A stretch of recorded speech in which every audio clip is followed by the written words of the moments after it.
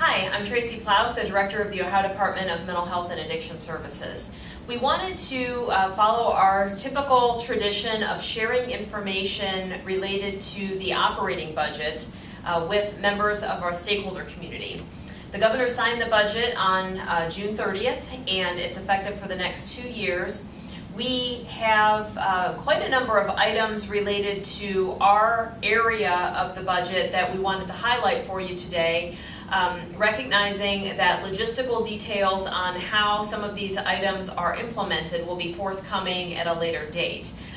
This webinar speaks solely to the appropriation that's under the purview of our department and does not touch upon the provisions that are contained in other state departments, specifically Medicaid. I know that there were some appropriations and policy changes in the Medicaid budget that have direct bearing on our provider community. However, those are excluded from this webinar.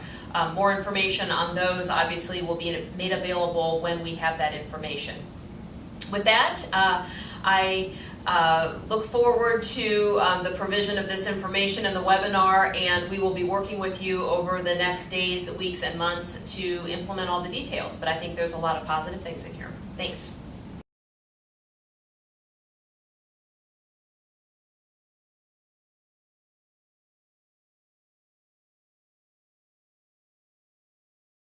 Thank you for joining our webinar. I'm Angie Bergerford, Assistant Director for Community Programs and Services. And I'm Jim Lapsinski, Assistant Director for Administration. And I'm Dan Shriver, the Chief Financial Officer. Opiates and substance use disorders were a definite focus of this biennial budget, with significant investments in many different state agencies. However, this budget also supports prevention and mental health services. Today's presentation will provide you with an overview of the appropriation granted in the state fiscal year 18 and 19 biennial budget, as well as provide highlights of how key priorities of the administration are supported in this budget. This budget continues quality operations at our 6 state psychiatric hospitals, continues support of prevention and wellness activities, strengthens Ohio's community behavioral health system, including measures that support the fight against the opioid epidemic, enhances criminal justice partnerships, supports vulnerable families and children, and focuses on workforce development. In addition, we will also cover some other key language changes. Information on how and where to direct questions will be provided at the end of this presentation, as well as a list of resources where additional information can be found. At this point, I will turn it over to Daniel Schreiber, the OhioMHAS Chief Financial Officer, to provide an overview of the appropriations. Thanks. So, just for a quick overview of the full appropriation at the agency level. We split our budget, as many of you know, into general revenue funds and our all funds budget. As you can see, our general revenue fund, we spent approximately $397 million in fiscal 17, and that's increasing in both 18 and 19, with our all funds appropriation levels at $702 million and $706 million in 18 and 19 respectively. As many of you remember, Medicaid services are appropriated in the Department of Medicaid. Some of you may remember this chart from 2 years ago. We think it's a pretty effective way to show total agency funding. Often we focus on GRF amounts and kind of forget that there's a lot more that goes into the budget. As you can see, funding has increased from prior years, showing our focus on the mental health and the opioid epidemic. Funding has gone up in recent years, 17, 18, 19, as we continue to provide resources for these important programs. This year, as some of you may have noticed, if you're looking over the budget, certain GRF line items were reduced in relation to 17. However, using our all-fund approach, we were able to identify a lot of non-GRF resources where we were able to augment the GRF. Programmatic levels were kept at a steady, steady levels or increases. Examples of that include strong family safe communities, our naloxone. You may notice the recovery housing line went down to $1 million. That's compared to the $2.5 million we had last year. But again, that's a case where non-GRF resources are being applied instead, meaning the actual program levels are being maintained. So in general, our appropriation levels, we're able to maintain core programs, including our 6 regional psychiatric hospitals. We were also able to target additional investments, including an additional $1 million to our Strong Family Safe Community program and our criminal justice innovation grants, as well as an additional $6 million into our workforce development programs, as well as authorization for the 21st Century Cures Act funding to continue combating the opiate crisis. You may notice that Cures funding is only appropriated for fiscal year 18. That is because until the federal budget releases the 19 funds, we don't nationwide. We're not clear that we're going to get those, but as soon as those are released nationwide, we'll be able to go to controlling board to get those funds authorized as well. So at this point, I will turn it over to Jim to talk a little bit more about State Psychiatric Hospital. This budget maintains our existing capacity at all 6 state-run psychiatric hospitals. This will ensure that this safety net service remains intact for those that need it. In addition, we are looking for ways to partner with the broader hospital community network to expand access to psychiatric beds across the state and beyond the state-run system. This budget will continue commitment to helping reduce the number of people returning to hospitals due to crisis. The Access Success Program funding will continue. This program provides targeted transition assistance to help bridge gaps and remove barriers to success in the community for people exiting the state hospital. Examples of assistance provided through Access Success include utility or housing assistance and general personal items. Now we will move to community treatment and recovery supports. There were several changes to treatment and recovery supports. The first is access to life-saving measures. This budget increases funds to enhance access for naloxone and first responders to $750,000 a year for both fiscal years. The funds will flow through local health departments as it has done in past years. For out-of-board subsidies, the budget allocates an additional $75,000 a year per county to each local board. The budget also requires the department to allocate any remaining funds, which will be approximately $400,000 under a statutory formula. Under residential state supplement, the budget adds $1 million in each year for a total annual investment of $16 million. The budget also gives the department additional rulemaking authority for residential state supplement. For recovery housing, the biennial budget allocates $20 million for the expansion of recovery housing as defined in Ohio Revised Code section 340.01. These funds must be spent on capital investments, which means bricks and mortar, and no operational expenses are permitted. The Office of Capital and Planning will distribute a memo to the field within the next couple of weeks detailing the plan for recovery housing. The budget requires ADAM boards to establish both of the following in each state psychiatric hospital catchment area: substance abuse stabilization centers, an allocation of $6 million per year, and mental health crisis stabilization centers, an allocation of $1.5 million a year. Prevention and wellness continues to be a key priority for the department. While the line item has been cut by roughly $750,000, earmarks proposed in the executive version of the budget were maintained. Funding is approximately $2.6 million. This will enable us to continue prevention funding for boards to purchase evidence-based prevention services from providers certified by the department, continue investments in evidence-based practices for schools, and to have a specific focus on suicide prevention efforts. Criminal justice partnerships were also strengthened in this budget with continued support for existing programs and investment in new programs. These include continued partnership with the Department of Rehab and Correction, as well as new and continued local criminal justice partnerships. We will briefly review those now.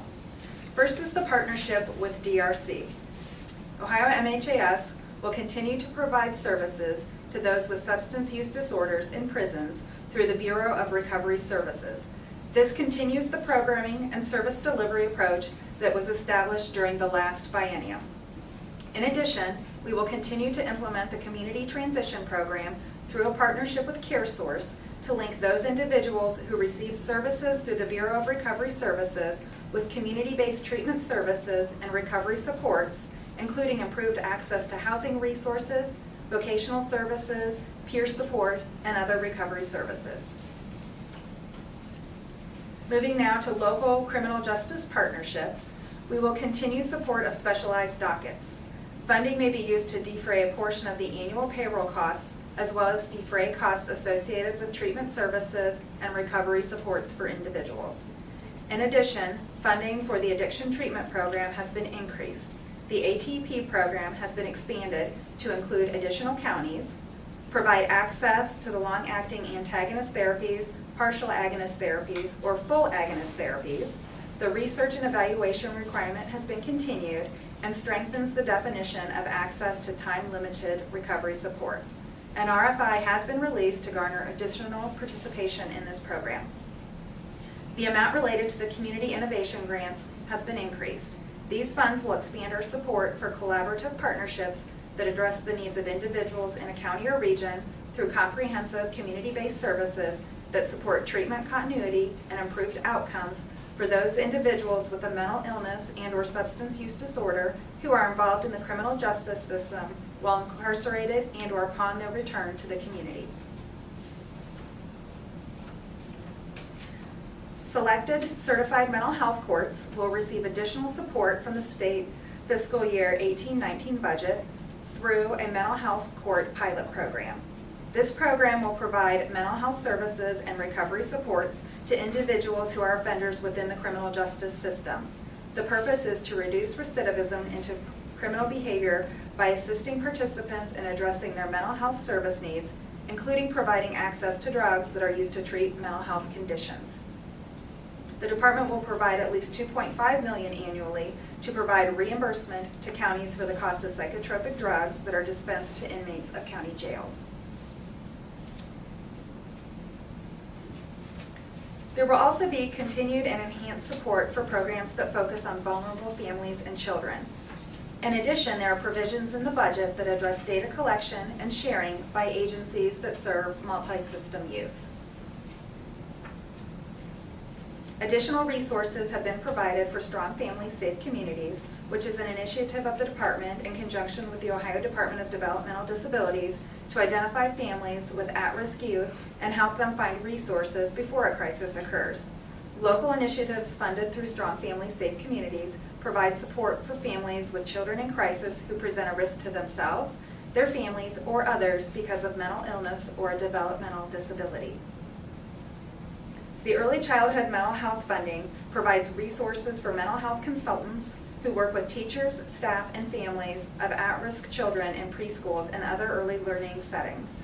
Services will include on-site interventions, resources for parents, and training for professionals. The goal is to engage early to reduce expulsions in preschool and kindergarten so that children can succeed in the future. Workforce development in the field of behavioral health continues to be a key priority for Ohio. The Behavioral Health Workforce Initiative will provide one-time funding to each awarded community behavioral health provider that is certified by the department to support agency-administered workforce development programs. The award will be made for state fiscal year 18 and 19 to providers that accomplish the following in no particular order.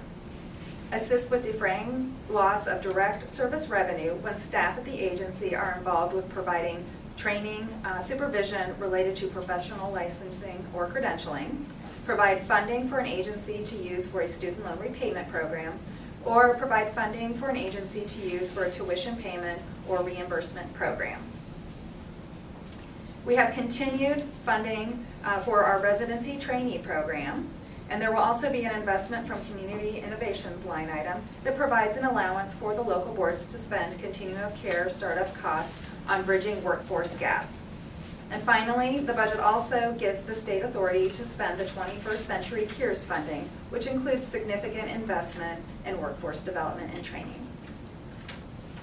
Finally, there are some key language changes that don't have explicit budget impact. The language creates the All Roads Lead to Home public relations program.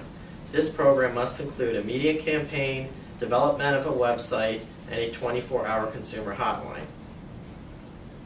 Also under outreach, the language creates the opiate addiction treatment website and mobile application.